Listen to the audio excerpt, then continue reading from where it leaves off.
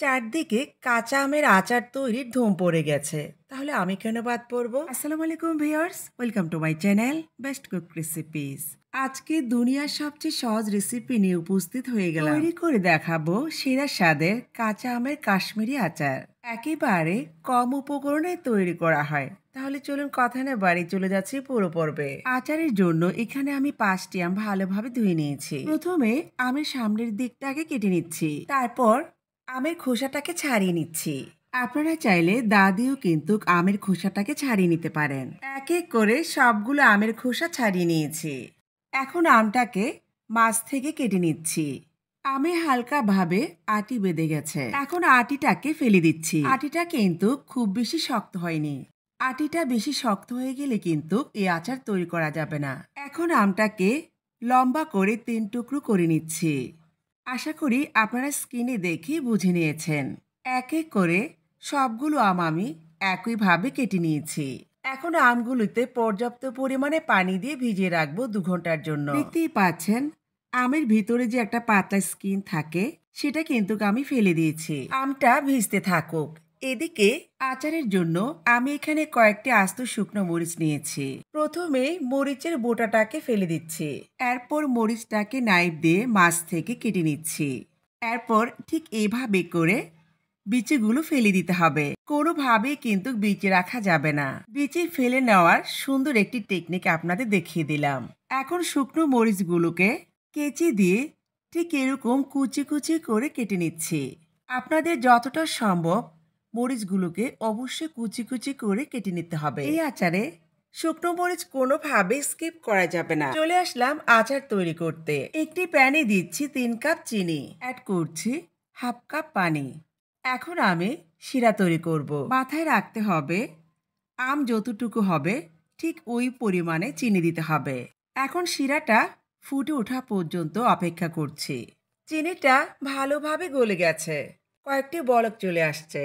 Add করছি 4 table চামচ আদা কুচি। তারপর নেড়ে দিয়ে কয়েক মিনিটের মতো জাল করে নিচ্ছি। জাল করতে করতে যখন দেখবেন আদাটা প্রায় সেদ্ধ হয়ে আসছে, তখনই দিচ্ছি আগে থেকে কেটে রাখা আম। তারপর ভালোভাবে নেড়ে দিচ্ছি। এই আচার তৈরি করা এতটাই সহজ, আমার কাছে মনে হচ্ছে যে দুনিয়ার সবচেয়ে সহজ রেসিপি হচ্ছে কাঁচা আমের কাশ্মীরি আচার। তৈরি করা যেমন সহজ, খেতেও কিন্তু অসম্ভব মজা। এখন আমগুলোকে আলতো করে নেড়ে দিচ্ছি। খেয়াল রাখতে হবে আমগুলো যেন ভেঙে না যায়। এখন অ্যাড করছি 4 টেবিল চামচ ভিনেগার কিংবা সাদা সিরকা। এই ভিনেগার দেওয়ার কারণে আচারটা কিন্তু সহজে নষ্ট হবে না। এখন আমগুলোকে আলতো করে নেড়ে দিচ্ছি যেন উপরের আমগুলো নিচে যায় আর নিচের আমগুলো উপরে চলে আসে। আমগুলো যেন শিরাতে ডুবে থাকে। আর দেখতেই পাচ্ছেন আম থেকে কতটা পানি বের হয়েছে। ধীরে ধীরে আম থেকে যে পানিটা বের হয়েছে সেটা কিন্তু টেনে যাবে। শিরাটাও আস্তে আস্তে ঘন হয়ে যাবে, তবে খুব বেশি ঘন করা যাবে না। এই পর্যায়ে চুলার আঁচ মাঝারিতে আছে। এখন আমগুলোকে নাড়াচাড়া করার আর দরকার নেই।